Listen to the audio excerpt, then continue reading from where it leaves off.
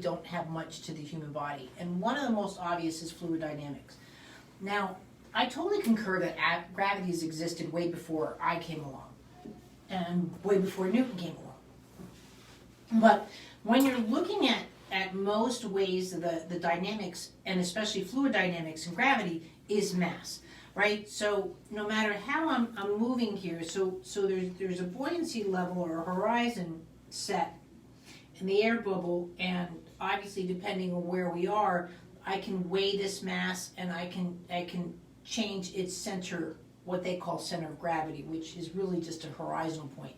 Because again, this object is a liquid, but it still succumbs to gravity, right? There's no way this liquid is popping out of the floor. Now, just to show you a simple little thing about human dynamics, is I can have the air bubble going at a different momentum, velocity, rate, and so forth than the fluid dynamics. I can, with my touch, offer the same to same, sort of a back and forth ratio, but I can change the dynamics or the float of the blue liquid to the air bubble and so forth. But when you're looking at, again, a human body, now these are still inanimate objects, fluids down, again, if you see horizon point, you know what I mean, gravity is succumbing. We don't have a horizon point in the human body, but if you have a child that's, let's say, or person or of age, you know, that is horizontal and can't get off the bed, then they are starting to act like the mass. Now, this is the human sinuses. Now, I broke this little guy, but here again is a pure example. If I were to weigh this side would weigh less, or this would succumb more, because the mastoid cells here representing that, or the plastic, however you want to look at it, are going to pull the person to earth.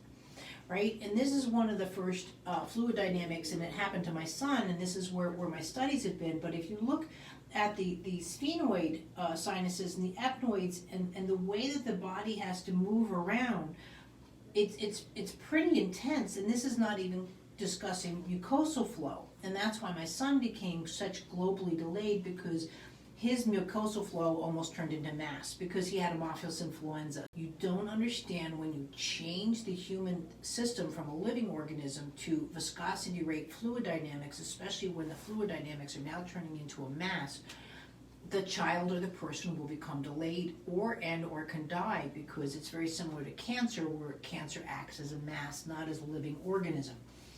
Some of you have seen this one before.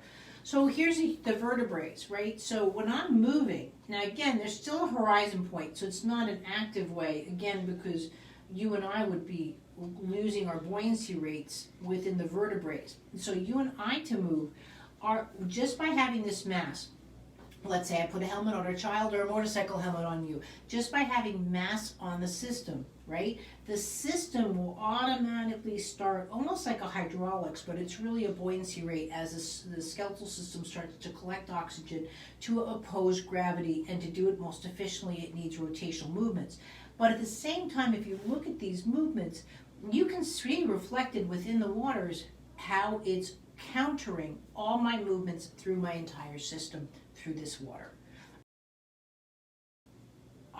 I can even put here, and this is what we look at, a seismic activity, and just my talking, if you saw a slow-mo camera, will affect the horizon point. But you see this, you're not also seeing how that movement affects the skeletal level, the cellular level, etc.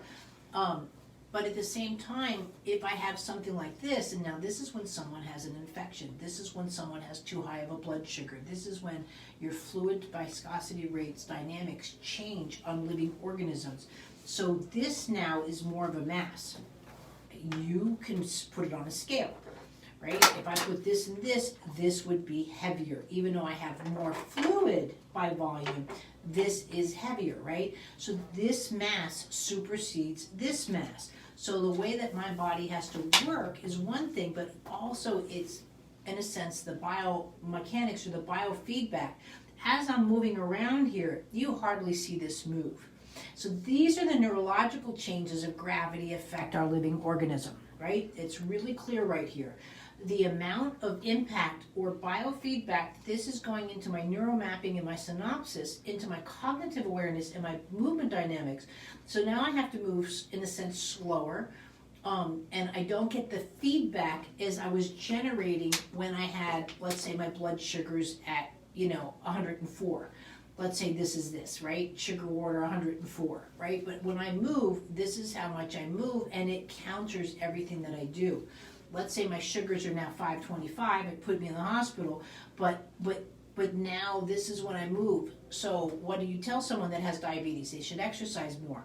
Well, when their system is starting to act or succumb to gravity as a mass, this is where we have the health interruptions. No difference now in outer space. So what happens is you see the elongation of the spine, but again, it changes off since there's no gravity bringing this in. Now the human body starts to think that this is light as a feather, as if this is light of a feather.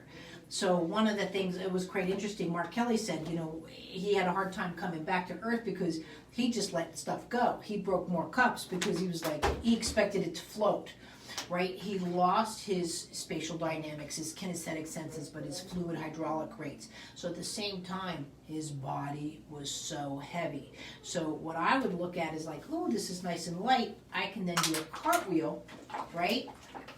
He was looking at this as if it was lead, in a sense. And that's where you see the astronauts come back. So these are the things that I'm presenting. These are the things more so we get into with the course, but that is another way to look at movement. Whether it is a high sugar rate, phenobarbital, alcohol, we see the exterior responses to our movements. But I really want you to start thinking about how we organize to move through gravity.